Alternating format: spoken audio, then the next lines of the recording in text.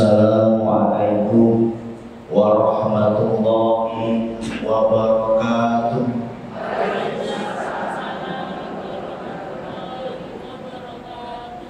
A'udzu billahi samii'il 'aliim minasy syaithaanir rajiim.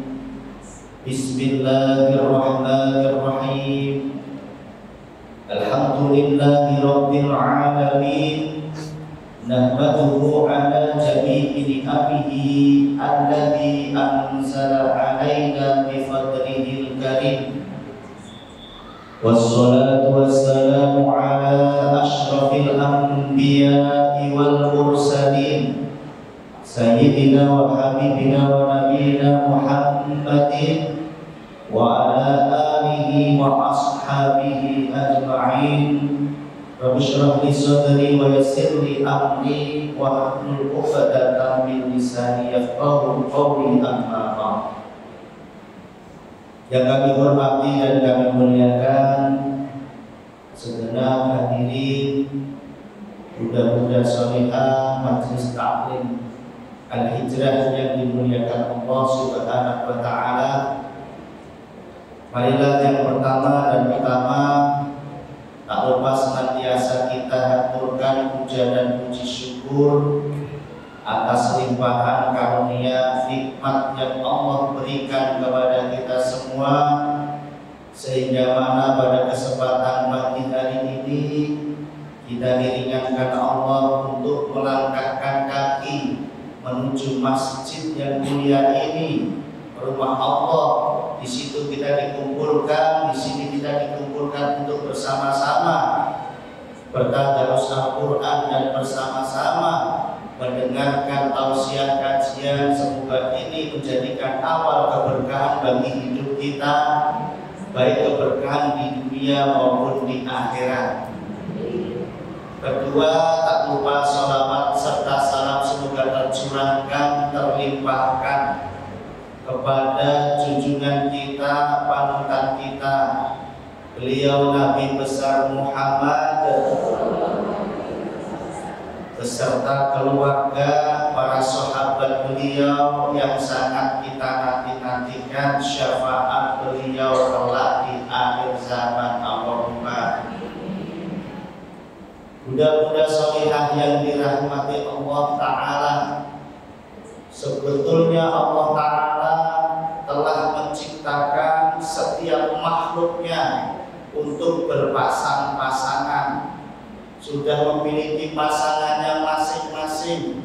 Tak terkecuali kita sebagai hamba Allah berwujud manusia, sudah Allah ciptakan pasangan-pasangan kita masing-masing. Agar apa? Agar Allah menginginkan kehidupan makhluknya di dunia ini, khususnya manusia, senantiasa diberikan ketentraman. Amin ya robbal. Senantiasa diberikan keistiqomahan, senantiasa dilimpahkan tumbuh subur rasa cinta kasih kepada pasangannya, sehingga senantiasa mengarungi kehidupan di dunia ini dengan membawa keselamatan dan keberkahan. Di mana Allah Subhanahu wa taala telah menyampaikan di dalam firman-Nya Al-Qur'an surat yang ke-30 ayat yang ke-21. Bismillahirrahmanirrahim. Wa min ayatihi an khalaqalakum min anfusikum azwajan litaskunu ilaiha wa ja'alna bainakum mawaddatan wa rahmah. Inna fi dzalika laayatin liqaumin yatafakkarun. Wa min ayatihi, sebagian dari tanda kebesaran Allah Subhanahu wa taala yang tampak di dunia ini, yang bisa disaksikan dengan mata dohir makhluknya, khususnya manusia. An khalaqalakum min anfusikum azwaja, Allah jadikan dari jenis kalian azwaja azwajan, yaitu pasangan-pasangan. Supaya apa? Allah memiliki 3 misi membuat setiap makhluk diberikan pasangan termasuk kita. Misi Allah yang pertama, litas ilaiha, supaya hidupnya sakinah. Sakinah itu tentrem Bu. Allahumma. Tentrem itu tenang Bu. Tenang itu damai Bu. Kalau tentrem, tenang, damai, insya Allah hidupnya senang. Orang senang belum mesti tentrem. Kalau orang tentrem mesti senang. Insya Allah. Mawaddah warahmah, saling mencintai, saling menyayangi. Dan ini merupakan ayat bagi orang-orang, tanda kebesaran Allah bagi orang-orang yatafakkarun, yang mau berpikir. Jadi Allah memiliki tujuan kita berpasang-pasangan, ditemukan pasangan kita di dunia. Tujuannya Allah agar hidup setiap hamba manusia yang lemah tiada daya ini, hidupnya menjadi sakinah, mawaddah, warahmah, dan dinaungi berkah. Allahumma. Apa sih berkah itu? Jangan-jangan kita sering dengar berkah, tapi kita nggak paham. Para ulama mendefinisikan berkah, al-barakatu hiya ziyadatul khair fi kulli syai'. Yang dinamakan berkah itu tambahan kebaikan. Ziyadatul khair, tambahan kebaikan. Fi kulli syai', dalam setiap perkara. Apa yang ada pada diri manusia, apa yang ada pada diri kita, itu bisa dinamakan berkah bila bertambah kebaikan. Kalau kurang kebaikannya, maka tidak bisa diartikan berkah. Berkah itu syaratnya harus ziyadah, harus bertambah. Umur kok berkah, berarti tambah tua, tambah tanah. Ilmu kok berkah, bertambah ilmu tambah zuhud, bertambah ilmu semakin kuat istiqomah mengamalkan, ini tanda berkah. Harta kok berkah, semakin tambah kaya semakin dermawan, semakin tambah rizkinya semakin lumayan, itu berkah. Kalau semakin tambah hartanya semakin tambah pelitnya, semakin jauh dari Allah, berarti hartanya tidak membawa berkah. Semakin pintar tambah ilmunya semakin sombong, maka ilmunya tidak membawa berkah. Seperti halnya keluarga yang kita bangun akan dinamakan keluarga sakinah yang dinaungi berkah bila di dalam keluarga itu antara suami, istri, dan anak-anaknya hidupnya tentram. Enak nggak? Nggak ada cekcok, nggak ada pertengkaran. Ini sudah punya investasi celengan sakinah. Terus oleh Allah ditambahi berkah, rezekinya jadi luas. Kedua-duanya suami istri beserta anaknya taat dalam ibadah, ibadahnya terjaga, istiqomah. Ini sudah sakinah, mawaddah, warahmah, bernaung berkah. Nah, bagaimana agar kita ini memiliki kehidupan berkeluarga, berumah tangga, ini khususnya bagi yang sudah berumah tangga atau yang belum berumah tangga atau mau berumah tangga, insya Allah ini akan membawa manfaat bagi kita semua. Amin. Allah subhanahu Rasulullah pernah bersabda, atas wiju barokah wal aulatu rahmah fa'akrimu auladakum fa inna karomatal auladi ibadah. Itu kata Nabi di dalam kitab Taqih Qaul yang ditulis oleh Syekh Muhammad An-Nawawi Al-Bantani di babul fadilatin nikah, di bab keutamaan menikah. Kata Nabi, atas biju barokah orang nikah itu akan membawa berkah. Jadi kalau mau berkah dulu, apa syaratnya yang pertama Bu? Nikah. Dan nikah sebagai? Sudah insya Allah. Kalau mau berkah itu nikah. Loh, berkahnya nikah itu terletak di mana? Nabi SAW bersabda, "Arizqu yazdadu bin nikah." Rizki itu akan bertambah seiring dengan hamba ini melepas masa rajanya, melaksanakan sunnah Nabi yang bernama pernikahan. Rizki akan bertambah dengan menikah. Allah, apa iya Ustaz, nyatanya habis nikah malah ekonomi sulit sekali. Hutang di mana-mana numpuk, nggak selesai-selesai masih tambah lagi. Mungkin ada something wrong di situ. Something wrongnya apa? Salah niatnya. Jangan sampai orang menikah itu niatnya hanya karena menuruti nafsu syahwatnya saja. Padahal Nabi SAW pernah mengingatkan dalam hadisnya yang mulia ini, "Man tazawwaja lillah kafa wa maqam." Barang siapa yang melangsungkan akad pernikahan niatnya lillah, karena mau ibadah. Niatnya apa? Benar-benar ada dua hal yang akan dipetik dari dua pernikahan. Kafa wa waqaf. Kafa yaitu dari kafa artinya cukup, kecukupan. Maka rizki orang tersebut akan dicukupi oleh Allah Subhanahu wa ta'ala. Wa waqaf, dan yang kedua rumah tangganya senantiasa waqaf. Waqaf kita sering menyebut dalam bahasa penjaga, waqina ada berarti dijaga. Waqaf itu rumah tangganya dicukupi rezekinya dan dijaga ketentramannya oleh Allah Subhanahu wa ta'ala. Syaratnya karena Allah Subhanahu wa ta'ala dalam pernikahan. Itu yang kedua.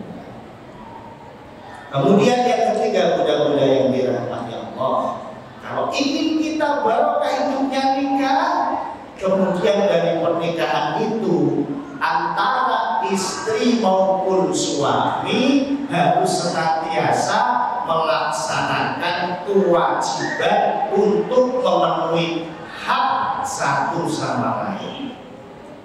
Suami punya kewajiban, dan kewajibannya ini menjadikan hak bagi istrinya. Begitu pula istrinya, seorang istri juga punya hak kepada suaminya, menerima kewajiban dari suaminya, dan istri pun tak lepas dari kewajibannya sebagai seorang makmum bagi suaminya. Kenapa harus melaksanakan kewajiban budak-budak yang dirahmati Allah? Agar hidup berumah tangga ini menjadi sakinah mawaddah warahmah binawi berkah. Sebab kadang-kala kita lalai dengan apa yang disabdakan Rasulullah SAW yang dunia ini pernah berpesan, kullukum ra'in wa kullukum ra'in mas'ulun an ra'iyatihi fal imamu mas'ulun an ra'iyatihi wal imra'atu mas'ulatun fi baiti zawjiha. Al-hadis al-kamakol, hadis sahih riwayat Imam Bukhari. Ada di dalam kitab hadis Arba'in Nawawi. Dan artinya kulukum ra'in, setiap dari kalian itu adalah pemimpin. Wa kulukum ra'in, dan setiap pemimpin mas'ulun akan ditanya an ra'iyatihi, tanggung jawabnya, kewajibannya atas apa yang dipimpinnya. Betul apa betul? Fal imamu ra'in, seorang imam, pemimpin, kecil-kecilnya pemimpin adalah pemimpin rumah tangga, mungkin besar-besarnya pemimpin adalah pemimpin negara, seorang perdana menteri atau presiden. Itu pun kelak di hadapan Allah akan diminta pertanggungjawaban an ra'iyatihi, atas yang dipimpinnya. Berarti yang ditanya hanya suaminya saja, Ustaz, besok di hadapan Allah? Tidak, seorang istri juga ditanya. Kalau pemimpin rumah tangga suaminya ditanya atas yang dipimpinnya, atas tanggung jawabnya kepada istri dan anak-anaknya, kata Nabi, wa seorang wanita, seorang istri juga mas'ulatun, akan ditanya oleh Allah kelak di hari kiamat an baiti zaujiha, atas tanggung jawabnya mengurus rumah tangga suaminya. Jangan sampai jadi seorang istri lalai kewajibannya, tidak urus rumah tangga suaminya. Akhirnya suami pulang kerja sore-sore, nasi belum diliwat, belum dibuatin minuman hangat. Kadang-kadang anak jam 4 sore masih main layang-layang sama teman-temannya, belum mandi juga. Kacau, ibunya kemana? Ikut senam. Ada yang demikian, ikut seminar, boro-boro ngaji, sepedaan keliling kota Jakarta dari Masjid Juanda sampai Prambanan, terus sampai sana. Ya Allah, ya bunda-bunda yang dirahmati Allah, bunda-bunda kelak juga akan ditanya di hadapan Allah, ditanya atas tanggung jawab kewajibannya mengurus rumah tangga suami. Maka istri punya tanggung jawab. Yang pertama adalah mengurus rumah tangga suaminya, mengurus anak-anaknya. Insya Allah istri yang baik, istri yang taat kepada Allah. Yang kedua, taat kepada suaminya adalah tanda bahwa ini adalah seorang wanita yang ahlul jannah, ahli surga. Allahumma. Kata Nabi SAW, ayu mamro'atin ida sholatil mar'ati khomsah. Kalau ada wanita itu melaksanakan sholat 5 waktunya, wah sholat syahroha, 2 puasa di bulan Ramadannya, wa atohat zaujaha, taat kepada suaminya, wa hafidhat farjaha, yang keempat menjaga kehormatannya, dakhala bil jannah min ayyi babin sya'at, maka wanita tersebut akan Allah masukkan ke surganya min ayyi babin sya'at, di mana pintu ia kehendaki. Jadi wanita itu kalau mau masuk surga itu gampang bunda-bunda yang dirahmati Allah. Syaratnya surga itu berapa sih bunda-bunda? Syarat masuk surga itu berapa? Enggak banyak kok, cuma 2. Berapa bunda-bunda? 2 itu apa saja Ustaz? Nabi SAW bersabda di dalam kitab Ihya Ulumuddin, dinukil oleh Imam Al-Ghazali. Sabda Nabi begini, aktsiru ma tudkhilun nasal jannata taqwallahi wa husnul khuluq. Sebanyak-banyaknya perkara, yang paling banyak perkara yang menyebabkan seorang hamba masuk surga, cuma ada 2. Yang pertama takwa Allah, takwa kepada Allah. Yang kedua husnul khuluq, memiliki budi pekerti yang baik, akhlaknya baik. Pokoknya jadi istri itu panggilannya cuma 2. 1 takwa kepada Allah, yang kedua akhlak sebagai istri harus baik. Insya Allah surga. Allahumma. Kalau 2 syarat ini tidak terpenuhi, ibu-ibu mau bikin KTP sama Pak Lurah diminta ngumpulin KTP dan ngumpulin KK, ngumpulin foto, ternyata syaratnya kurang 1, bisa nggak dibuat KTP? Mau jual beli tanah syaratnya kurang ini, fotokopi pembayaran pajak belum diberikan, nggak bisa. Syaratnya kurang 1, nggak bisa. Mardud, tertolak. Seorang perempuan sudah taat ibadah, rajin mengaji, tapi akhlaknya tidak baik, bisa masuk surga kan? Sama suami durhaka, sama tetangga tidak baik, lisannya nggak dijaga, apakah bisa masuk surga? Tidak bisa. Karena di zaman Nabi SAW, Nabi pernah mendapatkan cerita dari para sahabat, ya Rasulullah, ini ada seorang wanita ibadahnya luar biasa, sholat jamaahnya, malam tahajud, pagi puasa, tapi kalau sama orang lain itu lisannya tidak baik. Kata Nabi, wa iya ahli, itu wanita ahli neraka. Udah ibadahnya baik, gara-gara lisannya nggak baik, bahaya ahli neraka. Apalagi sama suaminya, wajib harus taat, wajib harus baik setelah kita takwa kepada Allah Subhanahu wa Ta'ala. Allahumma. Kalau wanita hidup dia diridhoi suaminya, setiap hari suaminya tersenyum dengannya, bahagia melihat paras wajahnya, maka insya Allah pada hari itu Allah tersenyum dengannya. Ketika suaminya meridhoinya, pada hari itu Allah juga meridhoinya, karena kata Nabi, ridho Allah biridho zawj. Ridhonya Allah terletak pada ridhonya suami. Maka jadilah kita seorang istri maupun seorang suami yang untuk membina rumah tangga agar rumah tangga sakinah mawaddah warahmah senantiasa melaksanakan kewajiban dan tanggung jawabnya. Insya Allah rumah tangganya akan memberikan rumah tangga yang sakinah mawaddah warahmah, bernaung berkah. Allahumma. Hakku zauji ala zaujati, kata Nabi, hak suami kepada istrinya, berarti hak suami menjadi kewajiban Yang pertama, antahjuro firasah. Seorang istri tidak menolak ketika diajak suami firasahmu di tempat tidurnya. Mengapa?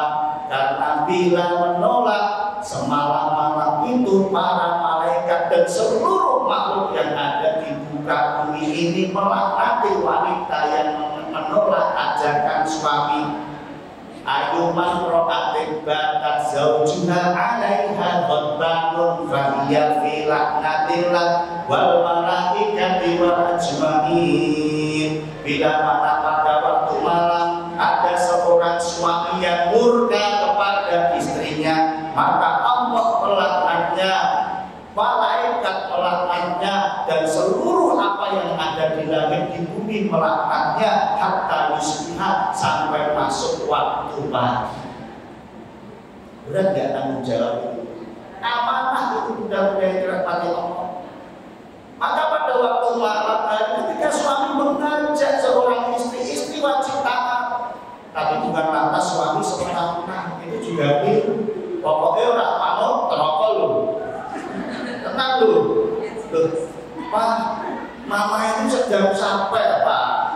Lumrah seharian itu mama kerja keras, sudah nyapu, ngepel, ngurus anak, bersih-bersih pelataran ini sampai sore, makan saja telat, sampai kurus kayak gini, suara serak-serak kayak gini. Apa rasanya? Ini belum istirahat sejak kemarin ngaji terus berkorban. Mudah-mudahan manfaat, doakan semoga manfaat panjang umur berkasih.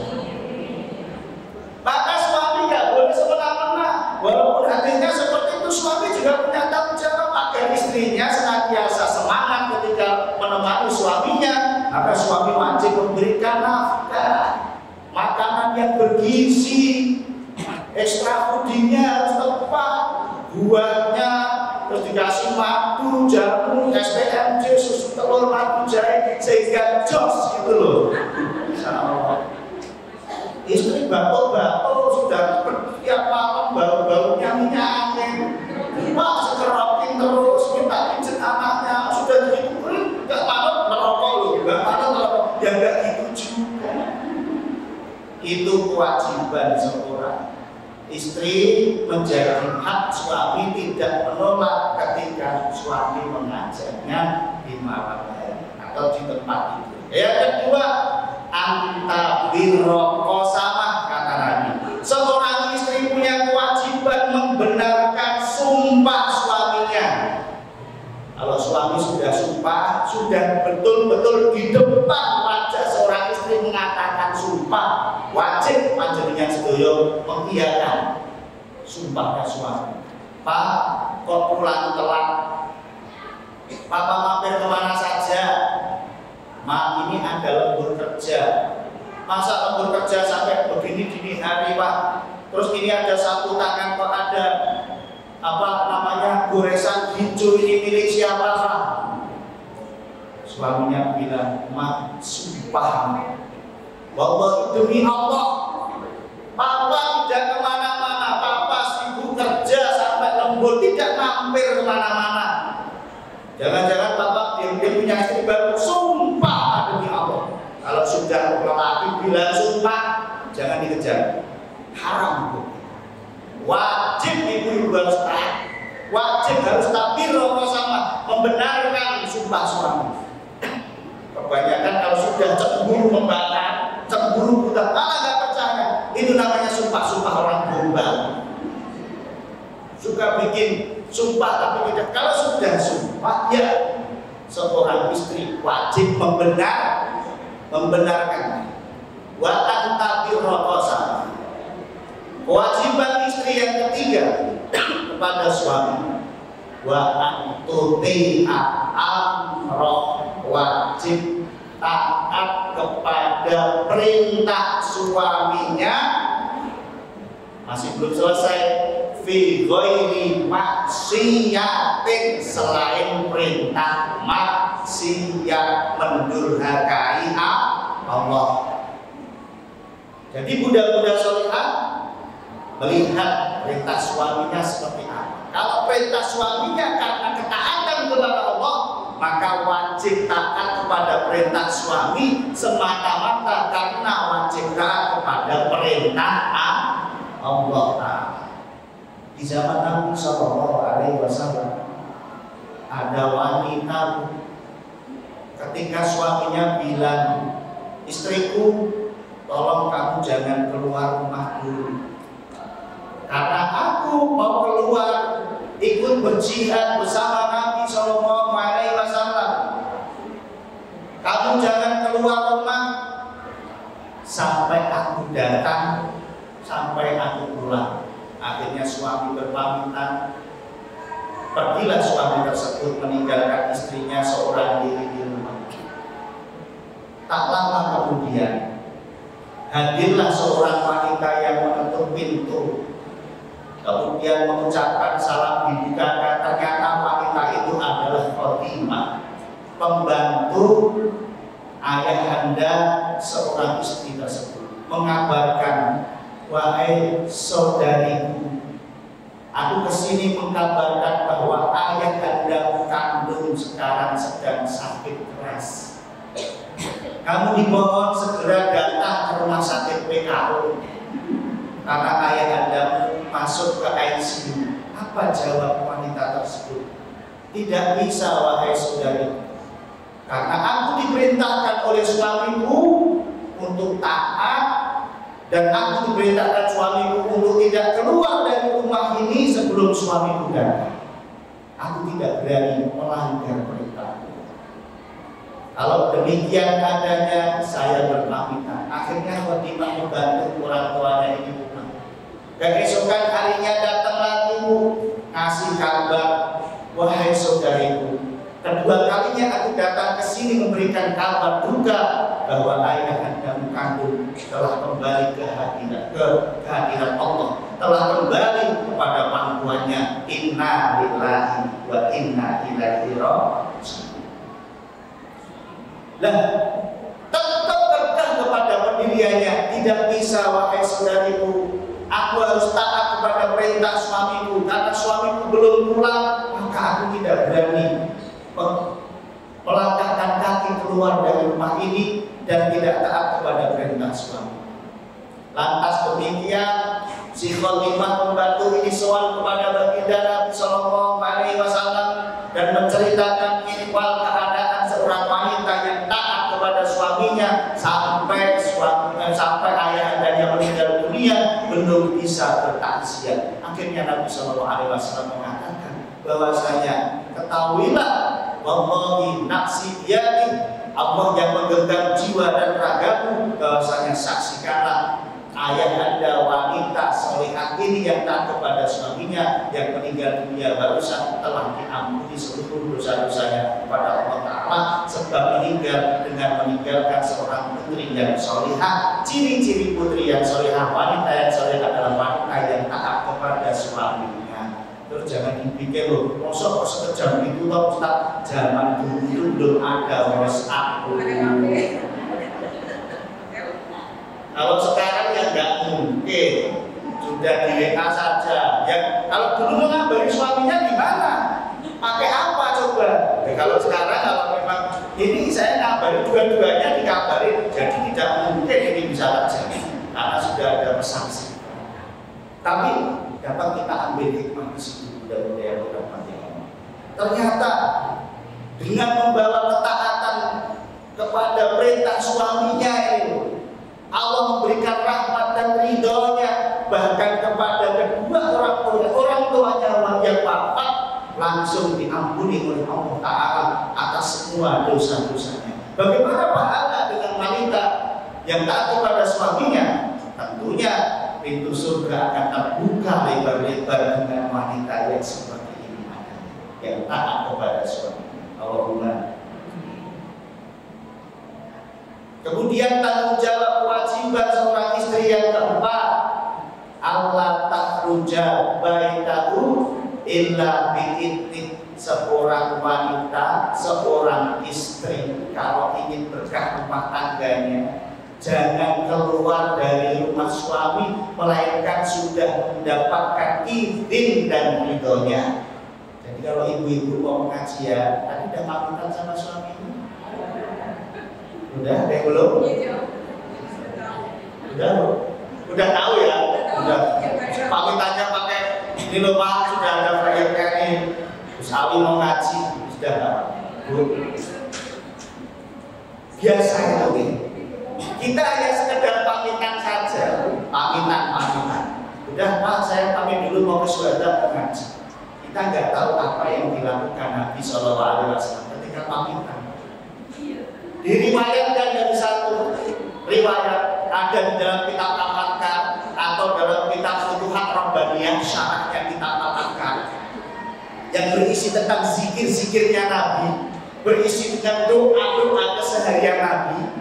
Nabi itu membiasakan bunda-bunda yang dirahmati Allah, sebelum Nabi pamitan mengucapkan salam, Nabi doa seperti ini. Doanya begini: Bismillahirrahmanirrahim. Allahumma inni as'aluka khairal maulaj wa khairal makhraj.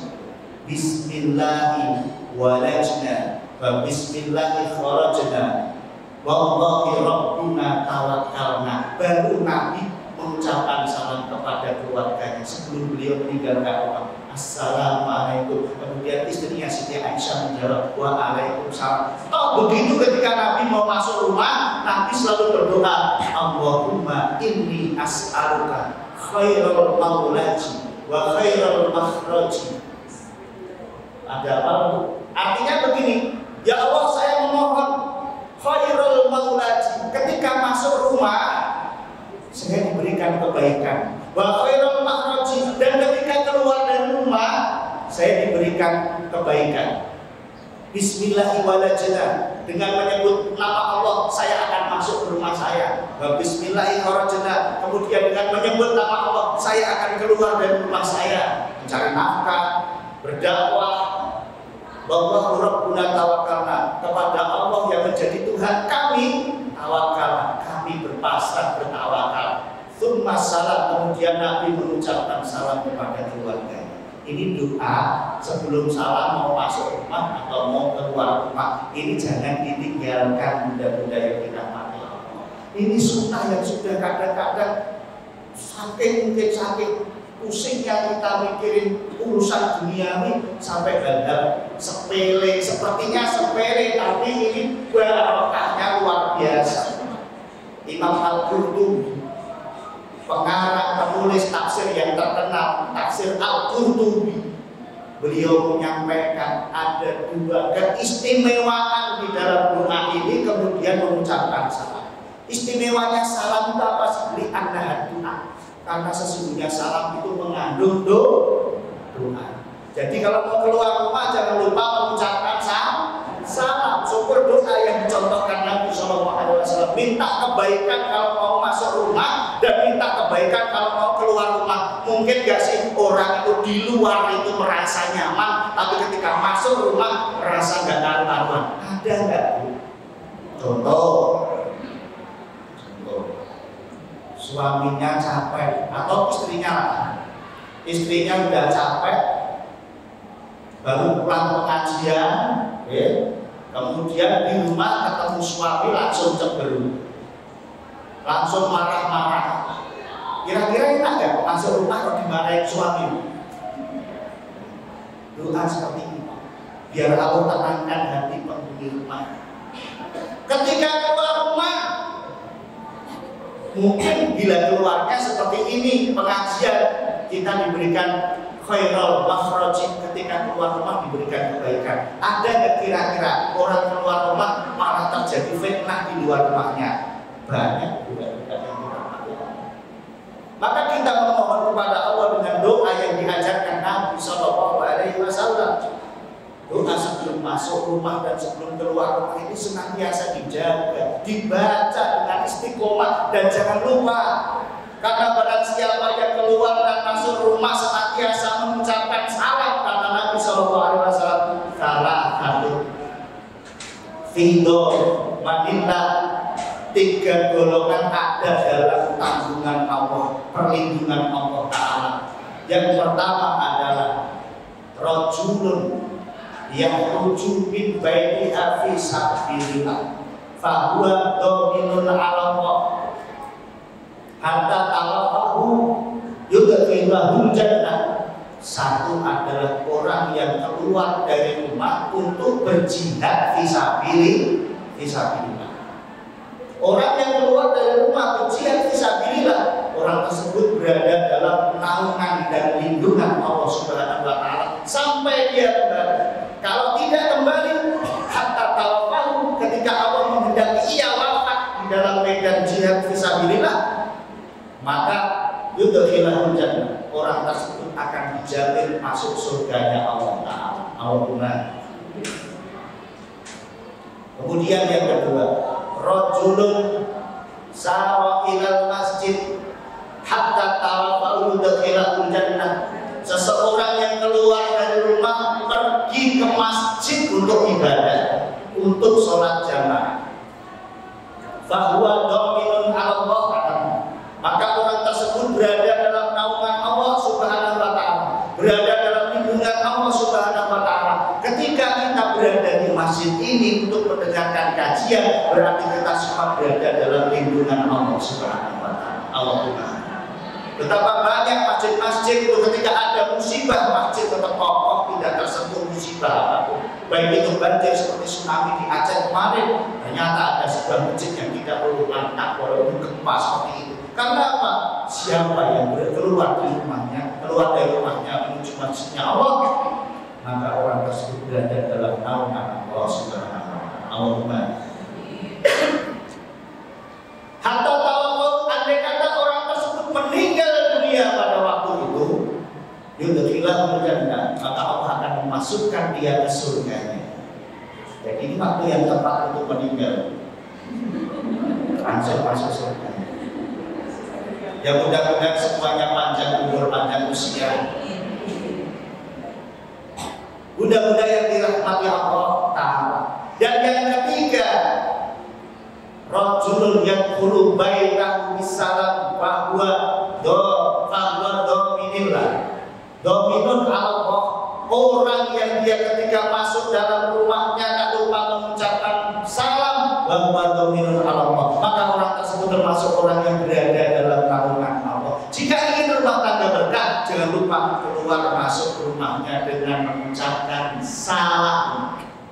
Satu, salam mengandung makna doa. Yang kedua, kata Imam Al-Qurtubi, salam mengandung makna mawaddatul muslim, menumbuhkan cinta kasih pada setiap muslim. Bila suami kita ingin tambah sayang sama kita, maka jangan lupa ketika masuk ke rumah, keluar rumah, jangan lupa mengucapkan salam. Allahumma amin ya rabbal alamin. Dan jangan keluar rumah kecuali atas mendapatkan izin dan ridho suami. Mohon maaf, tapi kalau keluarnya itu karena untuk mencukupi kebutuhan rumah tangga dan waktu mendesak, ya tidak harus minta izin suami kelamaan. Contoh, mau masak gasnya habis, tiba-tiba listriknya mati, terus keluar digas untuk masak. Oh, itu dosa loh, kayak gini loh.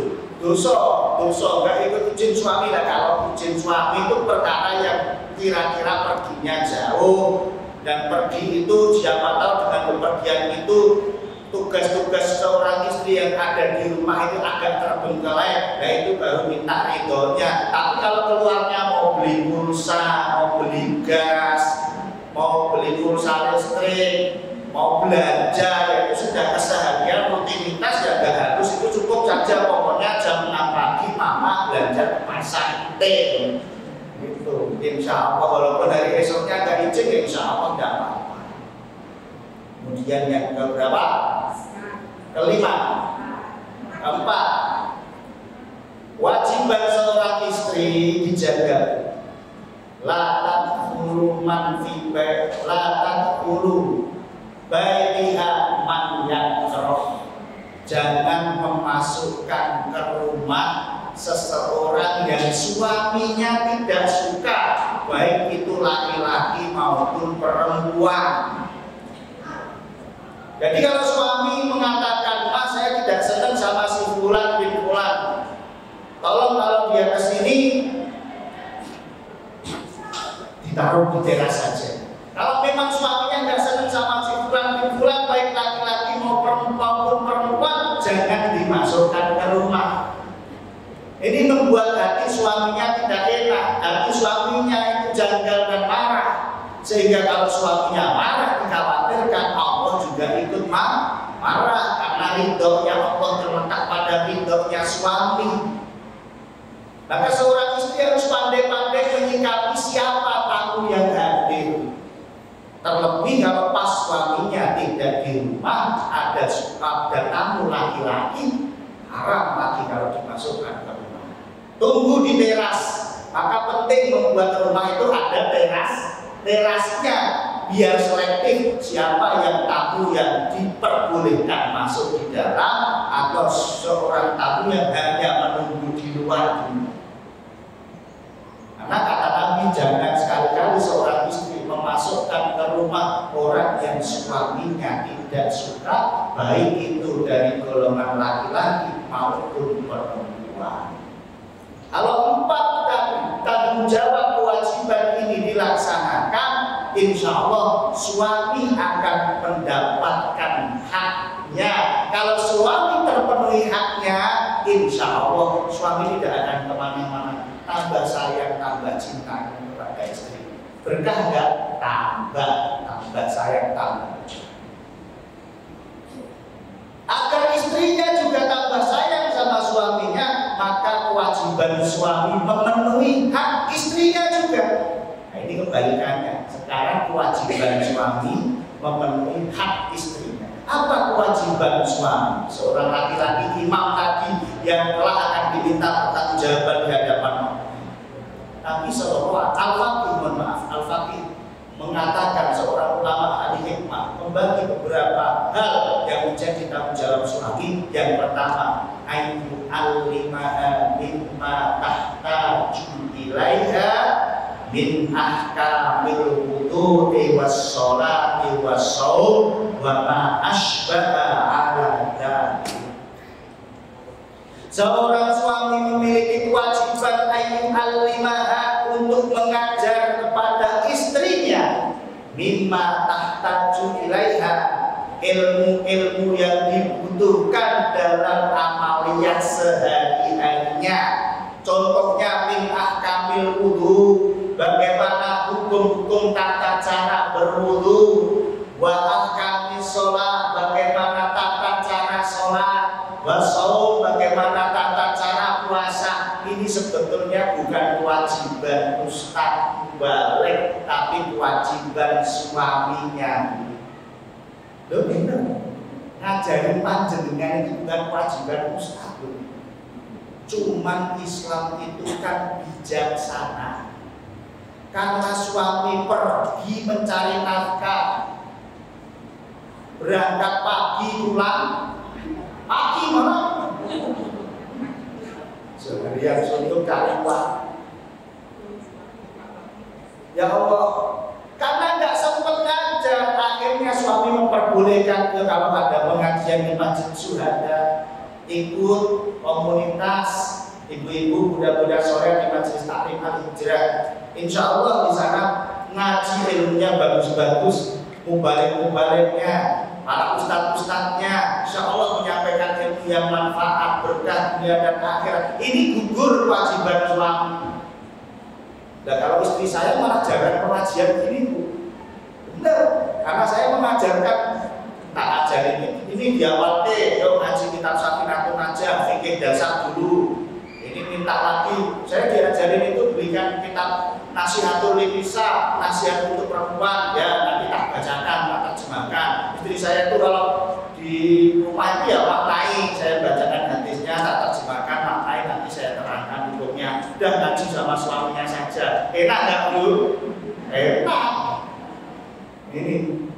Nah, tapi bagi suami-suami yang memang bernotabene sebagai seorang pengusaha, kerja keras, dan tidak sempat ada waktu untuk mengajar istrinya, memberikan satu kelonggaran waktu di mana pada saat ada pengajian dipersilahkan untuk datang, ini sudah gugur kewajiban suami. Anak istri juga perlu ilmu, betul nggak? Betul nggak? Betul. Kenapa istri perlu ilmu? Dan kenapa seorang istri harus pintar agamanya? Karena istri rumah tangga, ibu menjadi pendidik yang pertama bagi putra putrinya. Betul atau betul? Maka wanita harus pandai di sini. Wanita harus pintar alamah di sini. Karena wanita menjadi madrasatul ula bil banatiha, madrasah yang pertama kali, sekolah yang pertama kali, pendidik yang pertama kali kepada putra putrinya adalah seorang ibu. Maka ibu juga penting harus ngaji di sini. Insya Allah barokah semuanya. Keturunannya putra putri yang solid dan solid. Kalau kita sering mendengar as-sholatu imaduddin, sholat adalah tiang agama, jangan salah, nanti pernah bersabda an-nisa'u imadul bila. Betul kan? Wanita adalah tiang penyangga negara. Coba bayangkan, orang meninggalkan sholat rubuh agamanya, wanita adalah penyangga negaranya. Negara kita bisa kokoh sebab kaum wanita. Kalau bentuk di Yogyakarta subhanallah tumbuh majelis-majelis taklim seperti itu. Ada majelis taklim ini banyak sekali. Alhamdulillah yang ngaji kebanyakan ibu-ibu semua. Berarti di sini saya punya keyakinan, punya optimisme. Ini insya Allah kalau masih ada seperti ini terus, ini negeri ini lama-lama akan baik, insya Allah. Siapa tahu dari budak-budak yang solehah ini melahirkan seorang putra yang kelak akan menjadi pemimpin bangsa. Yang lain dari budak-budak yang suka ngaji, budak-budak yang taat kepada suami, yang menjaga ibadahnya dengan istiqomah, besok akan lahir calon pionir-pionir, pilar-pilar yang akan memimpin negeri ini. Insya Allah pemimpin-pemimpin yang baik. Amin ya Rabbal. Akhirnya pemimpin itu lahir dari rahim seorang ibu. Negara akan kokoh berdasarkan karena wanita yang menjadi penyangganya yang akan melahirkan pionir-pionir, pemimpin-pemimpin di masa depan. Maka pentingnya wanita harus ngaji di sini. Dan ini kewajiban seorang suami, mengajarkan agama kepada istrinya, bahkan wajib kepada anaknya. Man razaqallahu waladan fa alaihi bi ta'limi wa ta'dib. Barang siapa yang oleh Allah diberikan rezeki putra atau putri, maka wajib kepadanya untuk mengajarkan agama, bertakdib dan mengajarkan adab, mengajarkan syariat, akidah, syariat ubudiyah, kemudian tak lupa mengajarkan adab, adab Nabi dalam makan minum bagaimana, adab Nabi tidur bagaimana, adab seorang anak kepada orang tuanya bagaimana, adab seorang anak kepada gurunya bagaimana. Ini penting sekali budak-budak yang dirahmati Allah. Kata Nabi SAW, ya ma'asyiral muslimin, man taraka walidayhi, man taraka walidhi waladahu, barang siapa yang meninggal dunia meninggalkan seorang anak, dan anak ini melakukan sebuah dosa, kemaksiatan, maka dosa kemaksiatan itu akan ditransfer fitnahnya kepada orang tua yang telah wafat. Mengerikan gak budak-budak? Maka dengan kita mengaji seperti ini, semoga keturunan durian-durian kita juga termasuk durian-durian yang taat beribadah, durian-durian yang taat kepada Allah dan Rasulnya. Amin ya rabbal alamin. Yang pertama, kewajiban suami mengajarkan kepada istrinya ilmu yang dibutuhkan untuk amaliyah sehari-hari. Yang kedua, ayat amaha rizqan halalan, untuk mencarikan nafkah makanan dari rizki yang halal. Ini kalau mau berkah rumah tangganya, suami mencari makan, mencari nafkah sesuap nasi dengan rizki yang halal. Mudah-mudahan yang dirahmati Allah. Nabi SAW pernah berpesan kepada menantunya Sayyidina, ya Ali, carilah rizki yang halal. Kenapa?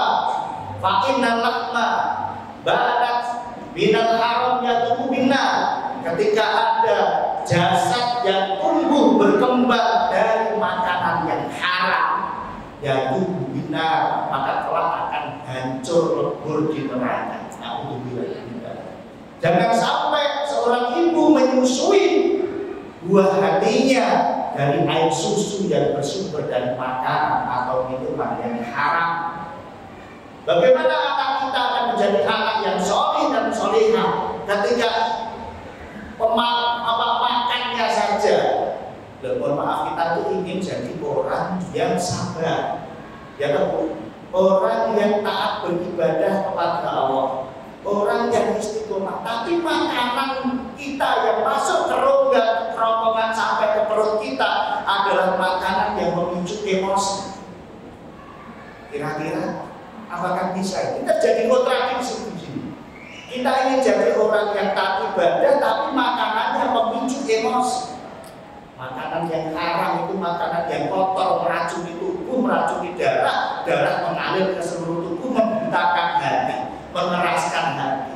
Jadi kalau kita ingin membentuk satu rumah tangga yang sakinah mawaddah warahmah binaumi berkah, maka carilah nafkah dari rizki yang halal. Caranya ada 5. Ada berapa, Bu? Kalau mau makanannya rizkinya barokah, itu 5 hal kita lakukan. Nanti disampaikan kepada suaminya, ini ilmu yang manfaat. Berasal kita nukil dari kitab Tabil Ghafilin karangan Syekh Nasir bin Muhammad As-Samarqandi. Beliau menukilkan, beliau berkata satu makalah yang sangat luar biasa. Man arada ayyakuna kasbuhu thayyiban fa alaihi ayyahfadha khamsata asya. Barang siapa yang ingin rizki dari hasil pekerjaannya ini thayyiban, halalan, thayyiban, sudah halal, baik cara kesehatan jasmani rohani, thayyiban, membawa berkah. Fa'alaihi ayyahfadha khamsata asya, maka wajib menjaga 5 perkara. Apa 5 perkara? Yang pertama, la alla tu'akhiru syai'an min fara'idallahi min ajli kasbi. Jangan sekali-kali dalam bekerja mencari nafkah meninggalkan an faraidillah, perkara yang difardukan dan diwajibkan Allah Subhanahu wa taala. Boleh kita bekerja pagi, siang, sore, malam, tapi ingat, ketika datang waktu sholat, istirahat sejenak, penuhi panggilan ilahi, sujud kepada Allah Ta'ala.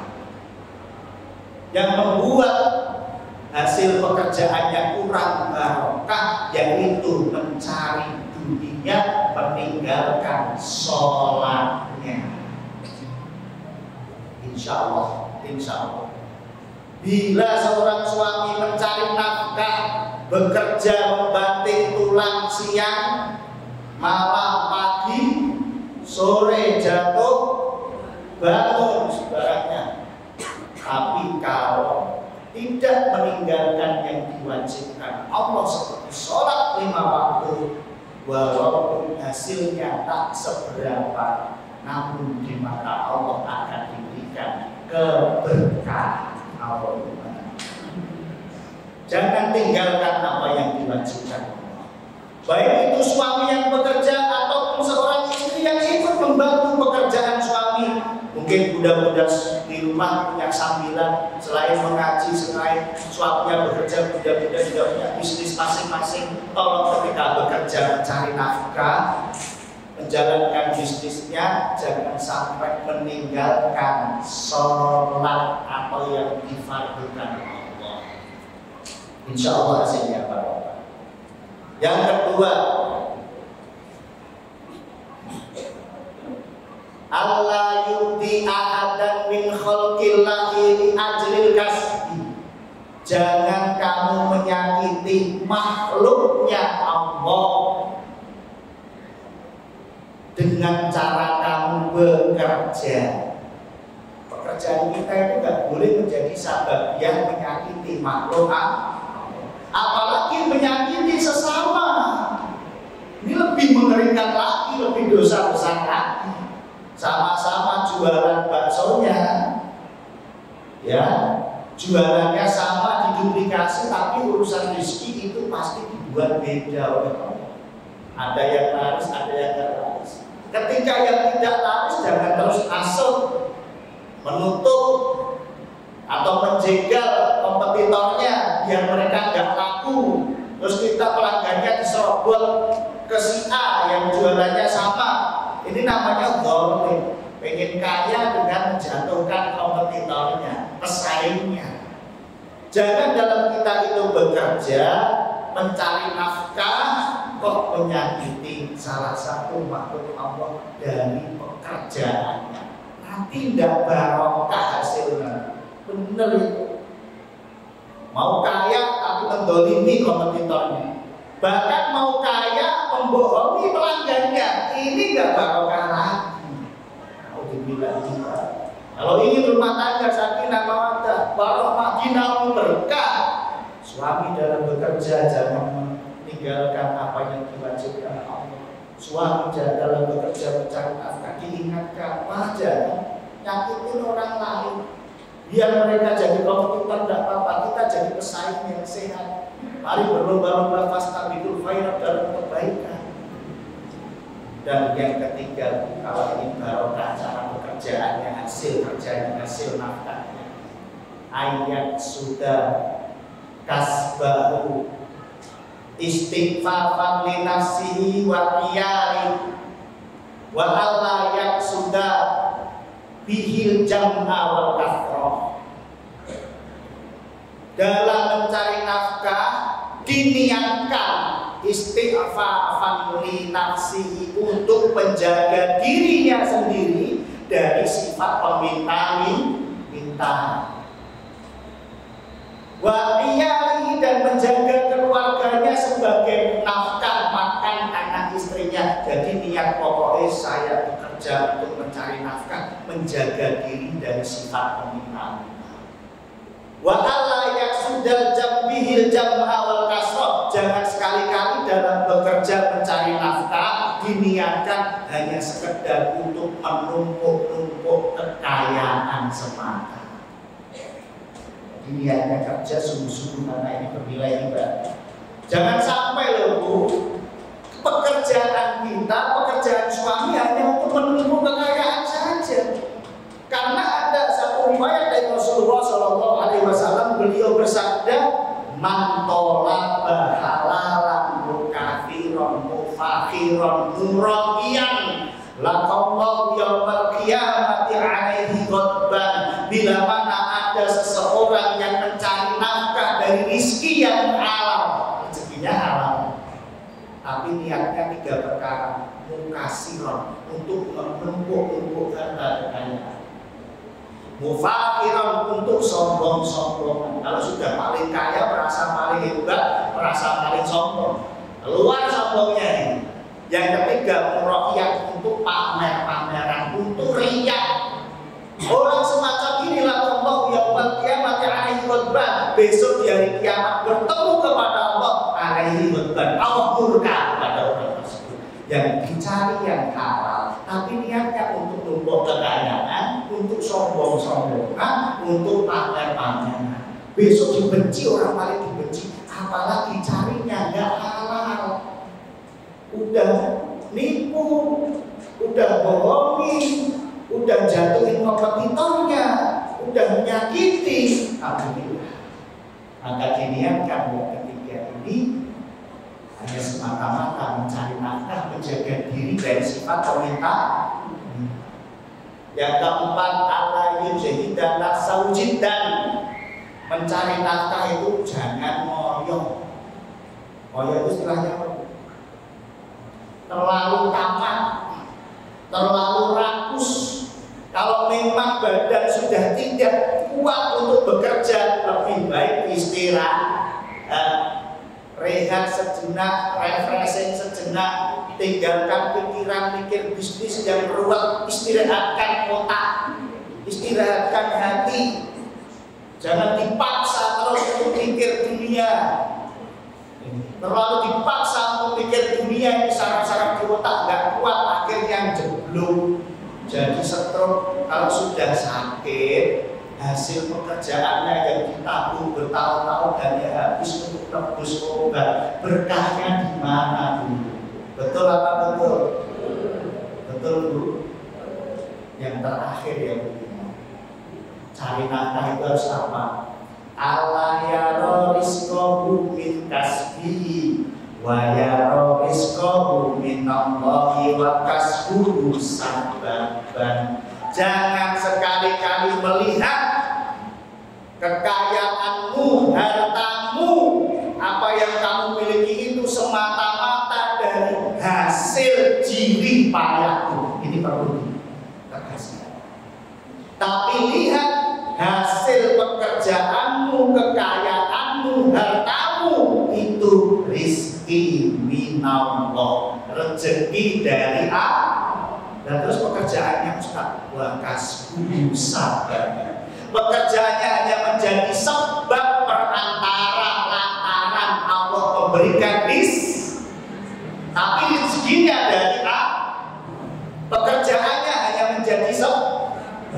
Yang menjadi kesalahan fatal itu ketika melihat hasil jerih payah ini dari gue, ini dari hasil jerih payah saya, tanpa melibatkan Allah sama sekali. Kalau diumpama tidak ada Allah yang memberikan rezeki, apakah bisa sesukses itu? Tentu tidak. Maka lihatlah bunda-bunda yang dirahmati Allah, suami adalah amanah anugerah dari Allah. Anak adalah anugerah dari Allah, rumah tangga adalah anugerah dari Allah, semuanya adalah rezeki dari Allah Subhanahu wa Ta'ala. Daya upaya serta ikhtiar itu hanya menjadi sebab Allah merahmati, memberikan rezeki. Allahumma. Wajiban suami setelah mengajarkan istrinya ilmu agama, mencarikan nafkah rezeki yang halal dengan 5 cara tadi. Dan yang ketiga, Allah yang terima. Jangan boleh, tidak boleh seorang suami menzolimi istrinya. Istri tidak taat sama suami, durhaka, suami sewenang-wenang sama istrinya, dosa. Kemarin dia ceritakan mendolimi istrinya, akhirnya jadi pengemis. Mungkin tempo hari yang kemarin ini anak mendolimi istrinya. Alhamdulillah. Karena istri adalah amanah dari Allah, berasal dari tulang-tulang rusuknya suami yang harus dijaga. Menyakiti seorang istri sama juga menyakiti dirinya suami. Sampai Nabi pernah mengadakan sayembara, bertanya kepada sahabatnya, ya ashabil kiram wa sahabatku ayul mukminina akmala imanan, siapa orang beriman yang paling sempurna keimanannya? Kata sahabat macam-macam, yang paling rajin sholatnya, yang paling rajin tahajudnya, yang paling banyak sedekahnya. Ternyata jawaban itu semua sama. Orang mukmin yang paling sempurna keimanannya, kata Nabi, adalah ya ahsanuhum khuluqan ma'a ahli, yaitu orang mukmin yang paling baik kepada istri dan anak-anak. Maka haram menzalimi istri, haram menyakiti hati istri, baik secara verbal maupun non verbal, baik secara lisan maupun tidak maupun fi'liyan, haram. Karena istri adalah bidadari yang Allah kirim di dunia ini untuk menenangkan hati suami. Jadi kalau seorang suami ini baik kepada istrinya, ngasih uang belanja dari rezeki yang halal, sayang kepada istrinya, insya Allah rezeki suami pasti luas. Tapi kalau suami sudah semena-mena sama istrinya, seret lagi. Betul, karena keberkahannya dicabut oleh Allah Subhanahu wa Ta'ala. Nah, budak-budak yang dirahmati Allah Subhanahu wa Ta'ala, dari tanggung jawab, kewajiban dan hak yang dilakukan dan dikerjakan istri maupun suami dalam rumah tangga, insya Allah ini akan menjadi rumah tangga yang sakinah, mawaddah, warahmah. Terakhir Allah berikan karunia putra putri yang soleh dan solehah, kata Nabi, wal auladu rahmah. Anak itu adalah rahmat Tuhan. Anak itu adalah rahmat dari Allah Subhanahu wa Ta'ala. Bukti kalau Allah itu memberikan kasih sayang kepada suami dan istri dalam rumah tangga, Allah karuniakan putra.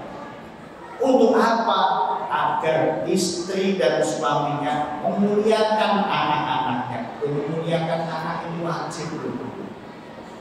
Anak gak boleh dimarahi, anak gak boleh disakiti. Kata Nabi, fa inna karamatal aulad ibadah, fa akrimu auladakum, muliakanlah anak-anakmu. Kenapa?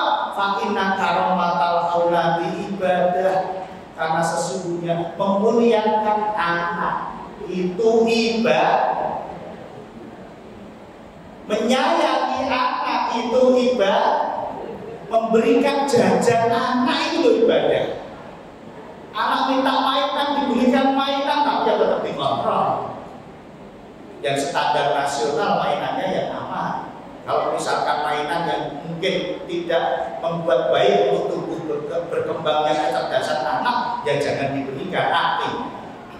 Seorang bapak, seorang ibu menyayangi anaknya itu ibadah, dengan harapan semoga kelak akan tumbuh berkembang putra putri yang soleh dan solehah. Karena kalau seorang ayah atau ibu memiliki putra putri yang soleh dan solehah, setidaknya ia telah punya investasi dunia setelah wafatnya. Karena Nabi Sallallahu Alaihi Wasallam bersabda, "Idza mata ibnu Adam inqata amaluh." Ketika anak cucu Adam telah meninggal dunia, terputus amalnya illa min salasin, kecuali 3 perkara. Apa saja?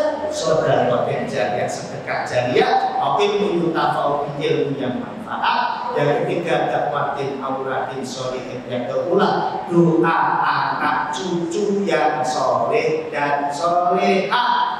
Orang tua di alam barzah akan bahagia menatap, menyaksikan anaknya yang soleh dan solehah di dunianya setelah sepeninggalan kedua orang tuanya taat beribadah. Apakah di alam barzah bisa tahu yang ada di dunia? Jawabannya dari riwayat Abu Daud atau Walisi.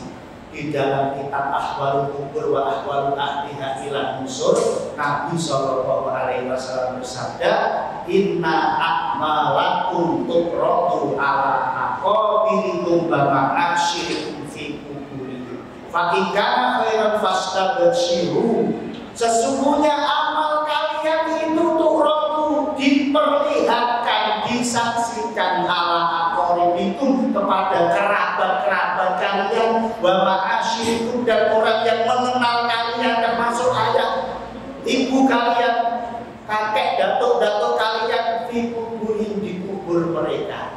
Jadi yang di alam barzah itu lihat kita ngaji di sini. Ini termasuk amal baik ya. Wa in kana khairan, jika yang dilakukan anak sepeninggalan kedua orang tuanya itu baik, fastabshiru, maka mereka semua bahagia di alam barzahnya. Loh, anak-anakku rajin sholat, loh, anak-anakku rajin ngaji, tiap maghrib baca Quran, maka ada yang cucuku yang hafid Quran. Oh, ini senang banget orang tua di alam barzahnya. Allahumma amin ya rabbal alamin. Kalau tidak baik, susah bu bisa. Walaupun mereka sudah terpisah raganya, tapi ruhaninya tetap ada, ruhaninya tetap sambung kepada yang hidup, yaitu dapat melihat amal soleh putra putrinya. Begitu pula kita yang ditinggalkannya, ketika kita mendoakan, doa anak cucu yang soleh-solehah akan usul sampai kepada mereka yang telah tiada. Allahumma. Dan anak-anak yang soleh dan solehah yang tidak lupa mendoakan kedua orang tuanya pun akan diberikan berkah. Idza tarabal abdu ahli walidain fa innahu yanqati rizqu, kata Nabi. Ketika ada anak yang lalai mendoakan kedua orang tuanya, meninggalkan tidak mendoakan kedua orang tuanya, fa innahu yanqati, maka akan terputus barokah rezekinya. Kalau rezeki kita sebagai seorang anak ingin luas, halal, thayyibah, manfaat, barokah, maka jangan lupa kita mendoakan kedua orang tua kita dengan doa Allahumma ghfirli wa liwalidayya warhamhuma kama rabbayani shaghira. Ya Allah, semoga Engkau ampuni dosa kami dan dosa kedua orang tua kami. Sayangilah mereka berdua seperti mereka berdua menyayangi kami di waktu kecil. Semoga kedua orang tua kita atau leluhur kita yang telah wafat, Allah tersenantiasa berikan terang dan luas kuburnya, diterima semua amal ibadahnya, dan kita sebagai ahli manusia keturunannya semoga akan tetap dapat melanjutkan cita-citanya dan senantiasa istiqomah di dalam kebaikan dan istiqomah di dalam ibadah. Terima kasih. Demikian yang dapat kami sampaikan, semoga bermanfaat. Nah, keluarga sakinah dalam naungan berkah, tentu dengan melaksanakan hak dan kewajiban seorang istri dan suami, insya Allah Allah akan merahmati rumah tangga kita menjadi rumah tangga yang sakinah dan dalam naungan berkah dan ilahi. Insya Allah rumah tangga yang menjadi baiti jannati, rumahku ada di surga. Sebagai penutup, mari kita bersama-sama bermunajat berdoa kepada Allah Subhanahu wa taala.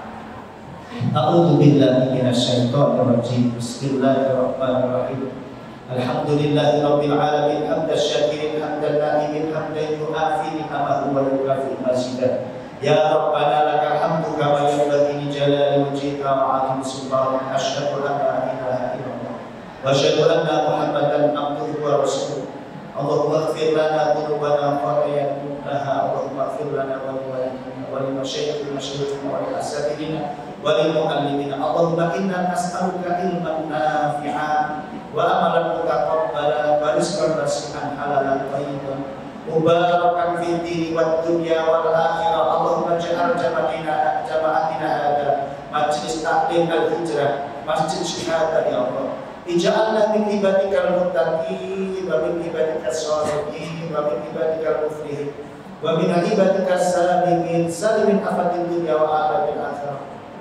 Allahumma ja'alna istiqomah fil ibadah, istiqomah fi sholatil jamaah, istiqomah fi darsil Qur'an wal istiqomah fi darsil ulum wa hikmah.